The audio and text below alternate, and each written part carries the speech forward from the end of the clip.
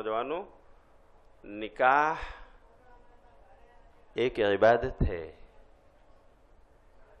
نماز جیسے ایک عبادت، روزہ جیسے ایک عبادت، حج بیت اللہ جیسے ایک عبادت، صدقہ و خیرات جیسے ایک عبادت،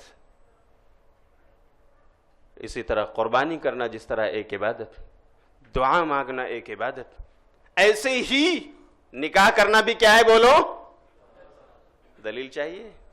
نکاح کرنا عبادت، کار ثواب۔ آپ سوچ رہے ہوں گے بڑا اچھا معاملہ ہے، آم کے آم اور گٹھلیوں کے، سبحان اللہ۔ جی ہاں میرے بھائیو، یہ اللہ کا فضل و کرم ہے۔ نکاح کو شریعت نے عبادت کی شکل میں پیش کیا ہے۔ آپ سوچ رہے ہوں گے کیسے؟ ہم میں سے ایک آدمی شادی کرتا ہے اپنے خواہشات کی تسکین کے لیے، اپنی بھڑاس کو مٹانے کے لیے، اسے ثواب کیسے مل سکتا ہے؟ نہیں، ثواب کا کام ہے، صرف نیت اور انٹینشن ہم اس کا جائزہ لیتے رہیں، ہمارے دل میں خیالات تصورات جو آتے ہیں ہم اس کی اصلاح کرتے رہیں، ہم عبادت کا ثواب پائیں گے نکاح کر کے۔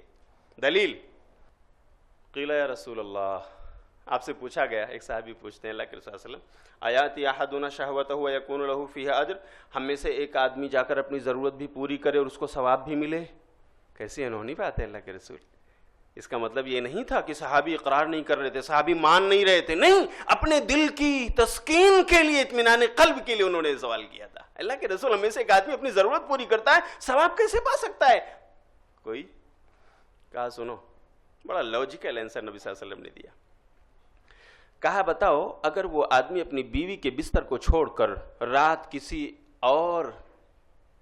اور کے پاس، کسی بازاری عورت کے پاس جس سے اس کی شادی نہیں ہوئی، جو اس کی بیوی نہیں ہے، کسی اور خاتون کے پاس جا کر اللیگل انداز میں رات گزارے، ضرورت پوری کرے، تو بولو گنہگار ہوگا کہ نہیں؟ آپ کا جواب کیا ہے؟ گنہگار ہوگا نا؟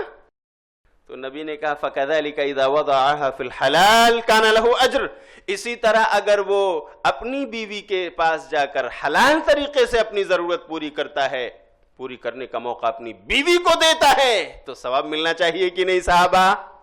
جواب کیا ہے؟ ملنا چاہیے۔